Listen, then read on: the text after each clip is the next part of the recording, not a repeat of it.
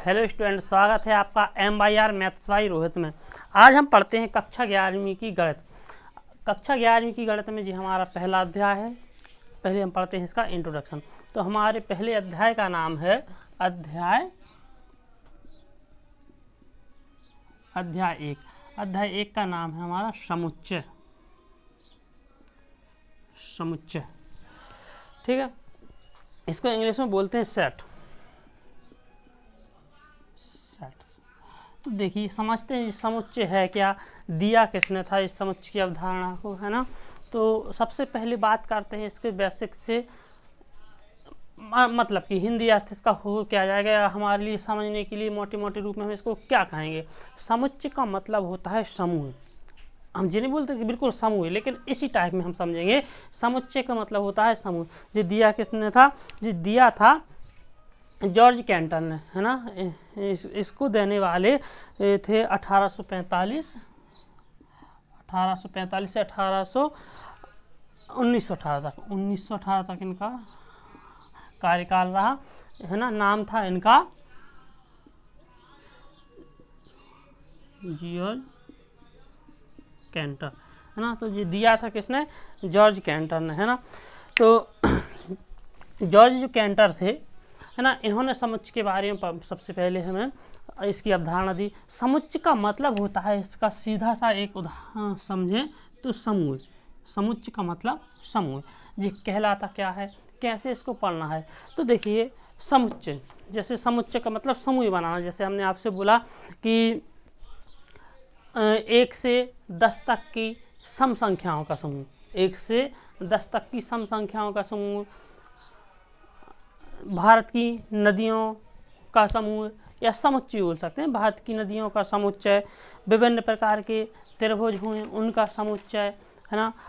और धनात्मक 1 से 20 तक की धनात्मक विषम संख्याओं का समूह, सभी 1 से 50 तक की सभी विषम संख्याओं का समूह, 1 से 30 तक की सभी अभाज्य संख्याओं का समूह, है ना। तो ये क्या कहलाते हैं, एक समुच्चय। इनको एक बांट लेना। जैसे हमने बोला कि पहला 1 से 100 तक की सम संख्याओं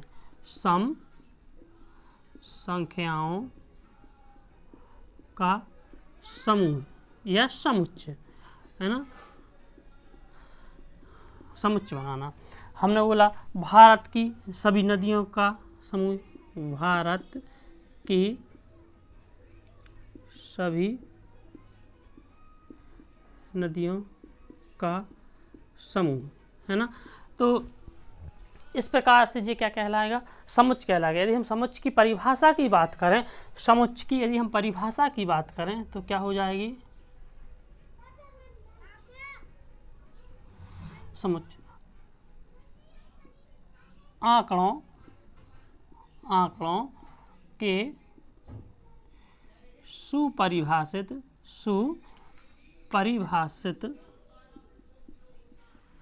संग्रह को समुच्चय कहते हैं। जैसे इसकी परिभाषा क्या है, आंकड़ों के सुपरिभाषित संग्रह मतलब उनको इकट्ठा करना। संग्रह से मतलब होता है इकट्ठा करना। तो आंकड़ों के सुपरिभाषित संग्रह को समुच्चय कहते हैं। एक अपनी भाषा में हम समझने के लिए एक नई बात सीखते हैं कि समुच्चय कहलाता क्या है। तो समुच्चय क्या कहलाता है, जैसे हमने बोला कि जो सबके लिए समान है, जैसे हमने बोला दो लड़के हैं हमारे पास, एक राम और एक मोहन। हमने इनसे बोला, राम से और मोहन से, दोनों से बोला, दोनों 1 से 20 तक की जितनी भी विषम संख्याएं हैं उनका समुच्चय बनाइए। तो जी क्या बोलेंगे, राम बोलेंगे 1 से 20 तक की, 1 3 5 7 9 11 13 15 17 और 19 जी हैं। जी क्या है, 1 से 19 तक की जो 1 से 20 तक की जो विषम संख्याएं हैं उनका समुच्चय। यदि हम राम से पूछेंगे तो राम भी यही बताएगा। यदि हमने मोहन से पूछा तो मोहन भी यही बताएगा। मतलब यदि हमने दो अलग अलग व्यक्तियों से किसी चीज़ का समुच्चय बनाने को बोला, और यदि उनने दोनों के समुच्चय समान है, दोनों के समुच्चय समान है, हमारा कहने का मतलब ये नहीं कि दोनों ने यदि समान माना दी वो समुच्चय समान होगी, यदि दोनों के समुच्चय में जो जो अवयव आए हैं, इनको अवयव बोलते हैं ना, जो जो अवयव आए हैं वो समान है तो वो क्या कहलाएगा, समुच्चय कहलाएगा। जैसे हमने राम और मोहन से बोला, राम से और मोहन से अलग अलग बोला कि तुम दोनों भारत में क्रिकेट के सर्वश्रेष्ठ 5 खिलाड़ियों के नाम बताओ। जैसे हमने राम से बोला कि भारत के सर्वश्रेष्ठ 5 क्रिकेट खिलाड़ियों के नाम बताओ, और मोहन से बोला, तो देखिए राम का जो चयन करने का तरीका है उसके लिए सर्वश्रेष्ठ की परिभाषा क्या है, वो अपने हिसाब से सर्वश्रेष्ठ बताएगा। जैसे मान लीजिए राम है, राम को जो है वो क्रिकेट में बॉलिंग करने वाले खिलाड़ी पसंद हैं, है ना। तो जब वो 5 लोगों का जब समुच्चय बना रहा होगा तो उसमें 5 खिलाड़ियों का नाम लिखेगा जो उसको अच्छे लगते हैं, वो अपने हिसाब से लिखेगा कि ये खिलाड़ी अच्छे हैं, तो उसके हिसाब से वो 5 सर्वश्रेष्ठ खिलाड़ियों के नाम बताएगा। क्योंकि ऐसा क्लियर तो है नहीं कि किसी को सर्टिफिकेट तो मिला नहीं कि तुम सबसे अच्छे खिलाड़ी, और वो सबको पता हो कि इसको ये पहले नंबर का सर्टिफिकेट मिला है, इसको दूसरे नंबर का सर्टिफिकेट मिला है, इसको तीसरे नंबर का सर्टिफिकेट मिला कि तुम सबसे अच्छे खिलाड़ी हो, है ना। तो राम अपने हिसाब से, मान लीजिए राम को बॉलिंग करने वाले खिलाड़ी पसंद हैं और मोहन को बैटिंग करने वाले खिलाड़ी पसंद हैं, तो जब राम उन 5 खिलाड़ियों के नाम बताने लग रहा होगा, समुच्चय बनाने लग रहा होगा, तो वो अपनी बॉलिंग के हिसाब से बताएगा, और मोहन जब बताने लग रहा होगा 5 खिलाड़ियों के नाम तो वो अपनी बैटिंग के हिसाब से नाम बताएगा, है ना। तो इन दोनों ने अलग अलग नाम बताए, तो ये समुच्चय नहीं कहलाएगा। मतलब यदि समुच्चय सभी के लिए समान है, यदि हमने बोला कि आप 12 संख्या 12 के गुणनखंडों को बताइए, तो चाहे हम राम से पूछे, चाहे मोहन से पूछे, चाहे किसी से भी पूछे, सब लोग समान बताएंगे, 1 2 3 4 और 6 और 12। हमने राम से पूछा और मोहन से पूछा तो राम ने और मोहन ने समान बताया, 1 2 3 4 6 और 12। मोहन से पूछे तब भी यही बताएगा। लेकिन जब हमने खिलाड़ियों के नाम पूछे थे तो खिलाड़ियों के नाम राम ने अलग बताए थे और मोहन ने अलग बताए। आशा करते हैं आप लोग समझ गए होगी कि ऐसे आंकड़े जो सभी के लिए समान रहते हैं, है ना, वो समुच्चय कहलाते हैं। और जैसे हमने पूछा सर्वश्रेष्ठ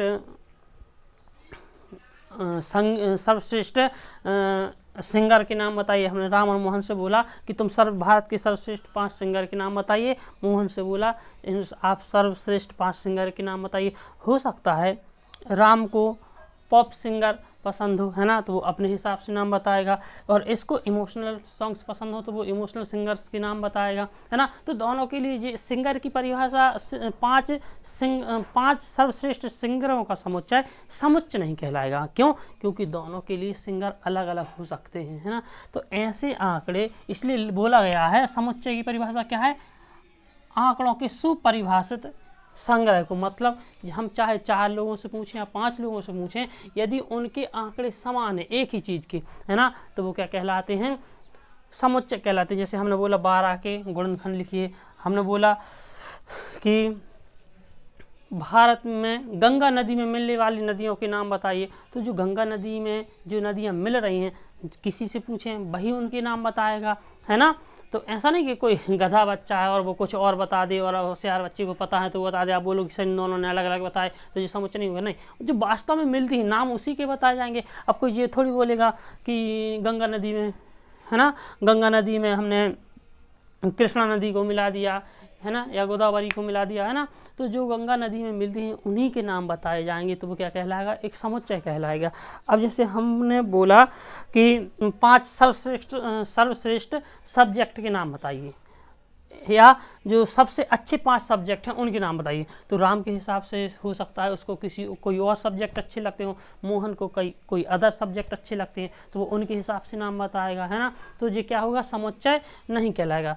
ठीक है, समझ पाओगे। समुच्चय की बात करते हैं। जैसे हमने बोला एक बहुपद है, हम उनसे बोले कि इसके शून्यक क्या होंगे, तो उसके जो शून्यक होंगे चाहे राम से पूछें चाहे मोहन से पूछें। जैसे हमने एक बहुपद लिखा x² + 10x प्लस सॉरी यहाँ पर x² प्लस 7x प्लस 5 है ना। तो हमने जैसे जी एक प्रश्न लिखा है ना, या यहाँ पर 10 कर सकते हैं हम, है ना, ऐसे कर दो अब ठीक रहेगा।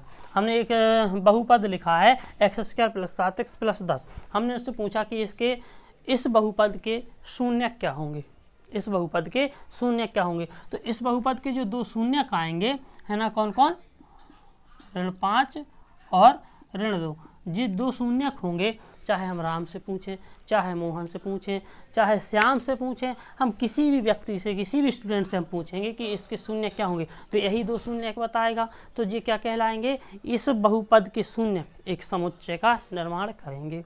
ठीक है, समझ पाए होगे। तो ऐसे आंकड़े जो सभी के लिए समान रहते हैं, हम किसी से पूछे सभी एक समान आंकड़ों को बताएं, है ना, तो वे एक समुच्चय कहलाएंगे, अन्यथा समुच्चय नहीं कहलाएंगे। अब आइए कुछ बातों को समझते हैं। जहां हमें n लिखा, कहीं पर कैपिटल N लिखा मिलेगा, तो जी n क्या होगा, प्राकृतिक संख्याओं का समुच्चय। प्राकृतिक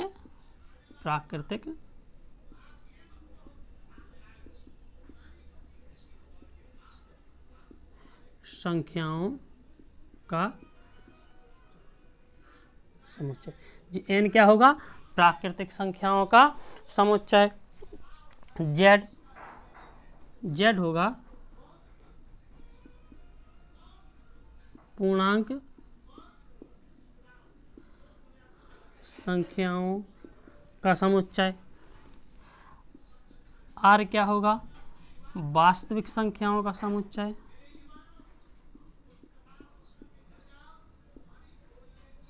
वास्तविक संख्याओं का समुच्चय, है ना। q हो जाएगा हमारा परिमेय संख्याओं का समुच्चय। यदि आपको q में लिखा तो जी क्या होगा, परिमेय संख्याओं का समुच्चय। कहीं पर r प्लस मिले तो जी हो जाएगा धनात्मक वास्तविक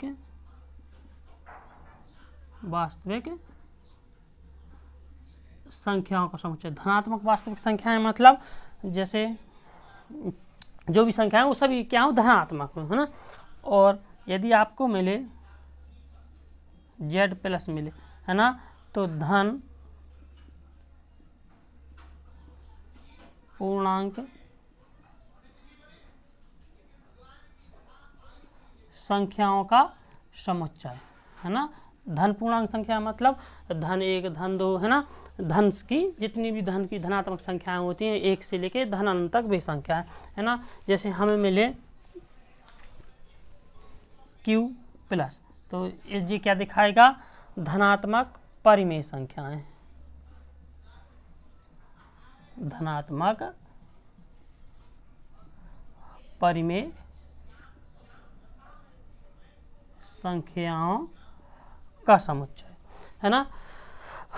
तो इस प्रकार से हमें कुछ जो हमें बीच बीच में देखने को मिलेंगी संख्याएं हमें, है ना। तो जैसे हमें n, कहीं पर n लिखा मिल जाएगा तो हम उसको क्या समझेंगे, हमें z लिखा मिलेगा, r लिखा q, है ना, तो हम उनको क्या समझेंगे, उनके बारे में ये है कि n लिखा मिलेगा तो धनात्मक n संख्याओं का समुच्चय, r मिलेगा तो धनात्मक वास्तविक संख्याओं का समुच्चय, n प्राकृतिक संख्याओं का समुच्चय, z पूर्णांक संख्याओं का समुच्चय, q परिमेय संख्याओं का समुच्चय, है ना। जी ऐसे समुच्चय कहलाएंगे।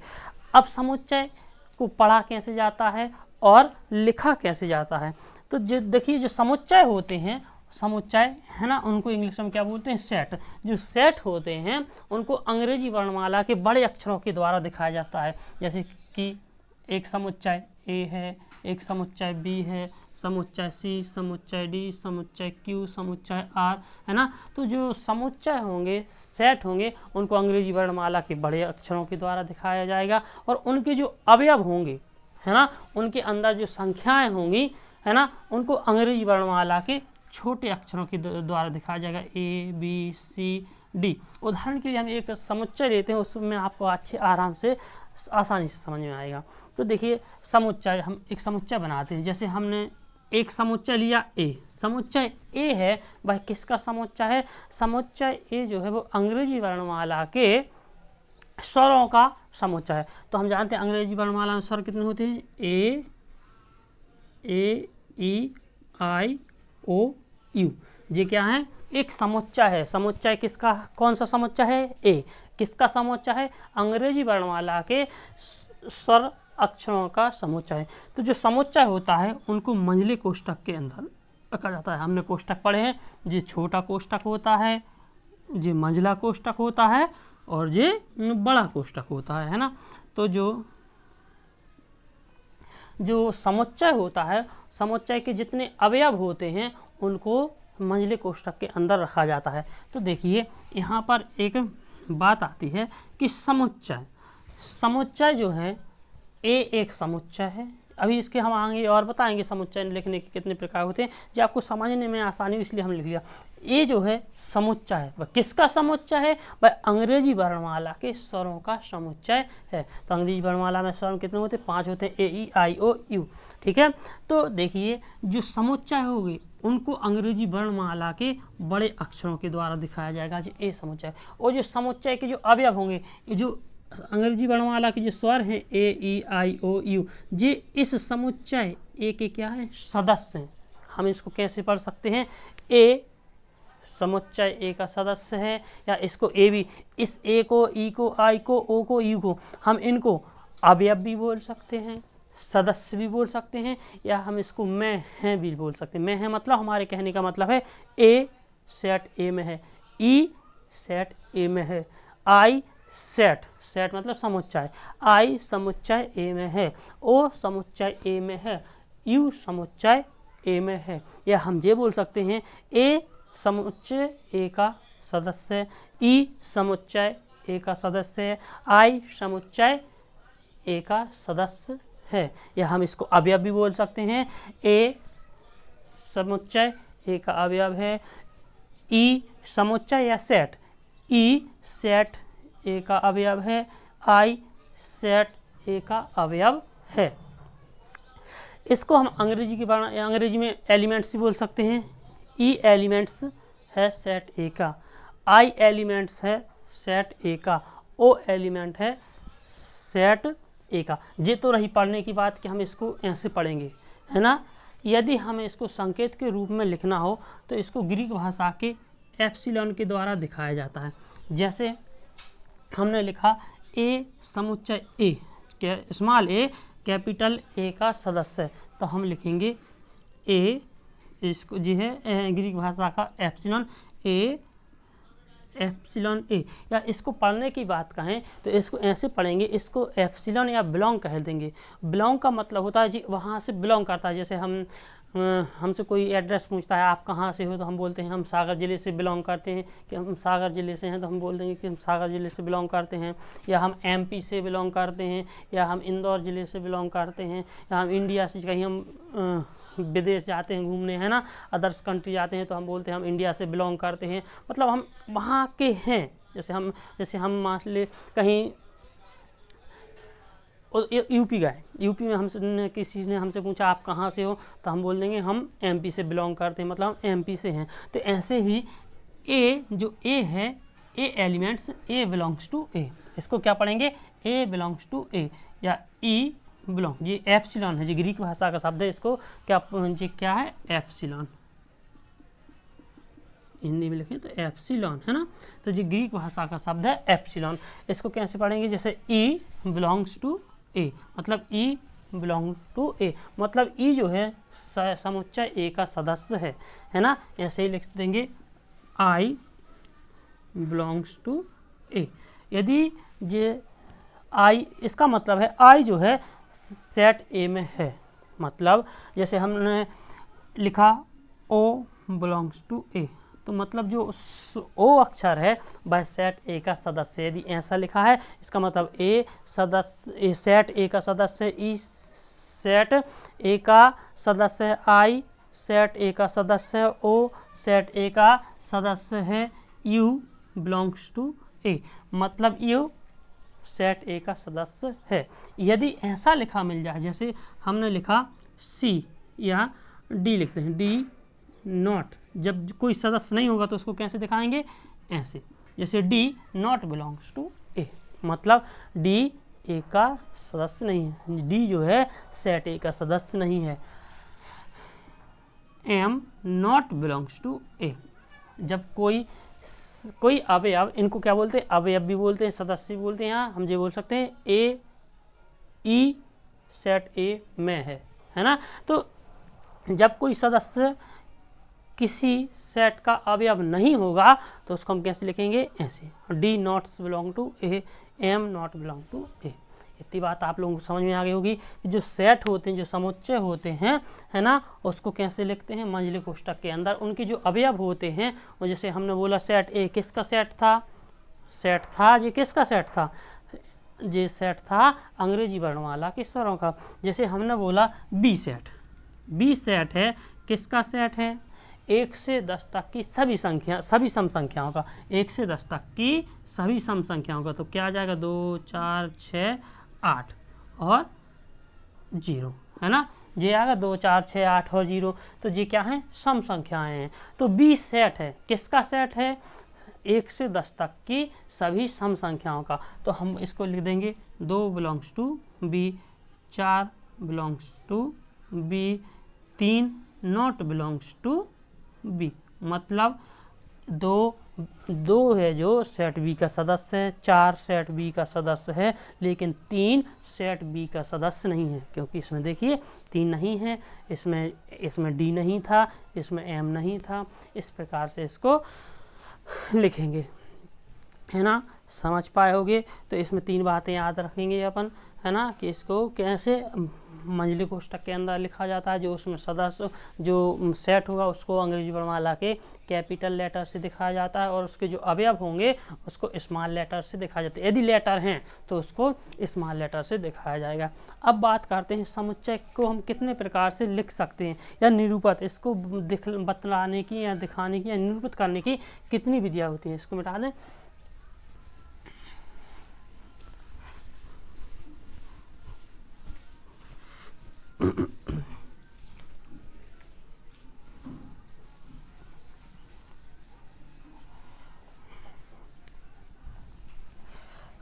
समुच्चय को निरूपित करने की 2 विधियां होती हैं। जो समुच्चय होता है, समुच्चय का निरूपण, जो समुच्चय को निरूपण करने की विधियां होती हैं, 2 प्रकार की विधियां होती हैं। एक कौन सी, एक होती है रोस्टर फॉर्म, रोस्टर रूप में, रोस्टर या इसी को हम बोलते हैं सारणीबद्ध रूप में, रोस्टर या सारणीबद्ध रूप। एक होता है दूसरा समुच्चय निर्माण रूप, समुच्चय निर्माण रूप। समुच्चय को 2 प्रकार से लिखा जा सकता है, रोस्टर में और समुच्चय निर्माण रूप में। इसको इंग्लिश में बोलते हैं सेट बिल्डर फॉर्म, सेट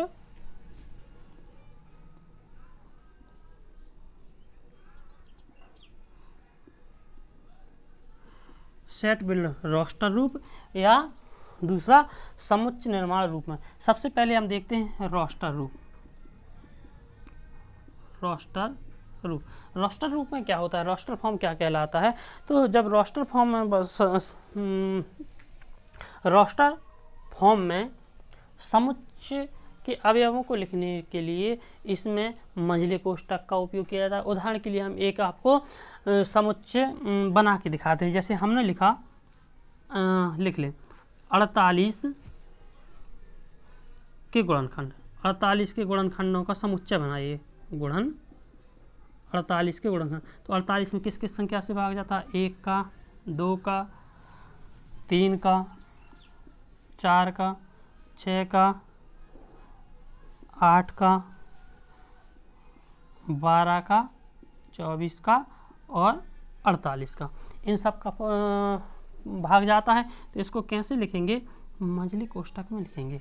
इसको कैसे लिखेंगे, जो अवयव लिखते हैं उनको ऐसे एक के बाद एक कॉमा लगा के लिखे जाते हैं। जैसे 48 के गुणनखंडों का समुच्चय, 48 के गुणनखंडों का समुच्चय, जी क्या है, 48 के गुणनखंडों का समुच्चय। तो 48 के गुणनखंड मतलब 48 में किस किस संख्या से भाग जाएगा, 1 2 3 4 6 8 12 24 और 48। तो इनको समुच्चय रूप में लिखने के लिए इनको जब हम इनके गुणनखंड लिखेंगे तो एक के बाद इनको कॉमा से अलग करेंगे, एक अवयव को दूसरे अवयव से कॉमा के द्वारा अलग अलग करेंगे और इसको मंझले कोष्ठक में लिखेंगे। ये कहलाता है आपका समुच्चय का रोस्टर फॉर्म, है ना। अब इसमें एक दो बातों को याद रखना पड़ता है। क्या याद रखना पड़ता है कि कोई भी अवयव दो बार नहीं आएगा। जब हम रोस्टर फॉर्म लिखते हैं तो रोस्टर फॉर्म लिखते समय हम इन बातों का ध्यान रखना पड़ता है कि किसी भी समुच्चय में एक अवयव दो बार नहीं आएगा। जैसे आप यहाँ पर 3 3 हम यहाँ पर लिख दें 3 3 या 6 6 या 8 8, तो वह समुच्चय में जी नहीं होता है। समुच्चय में एक अवयव केवल और केवल एक ही बार आता है, ठीक है। जी है हमारा रोस्टर रूप। दूसरी बात करते हैं समुच्चय निर्माण रूप की बात। किसकी बात करते हैं, समुच्चय निर्माण रूप। समुच्चय निर्माण रूप में जैसे हमने लिखा, समुच्चय निर्माण रूप में क्या लिखते हैं, समुच्चय निर्माण रूप में लिखने के लिए भी हम सीधी बात, यहाँ सबसे पहले हमने क्या लिखा था, 48 की रोस्टर फॉर्म लिखा था। अब समुच्चय निर्माण रूप में लिखने के लिए जैसे हमने बोला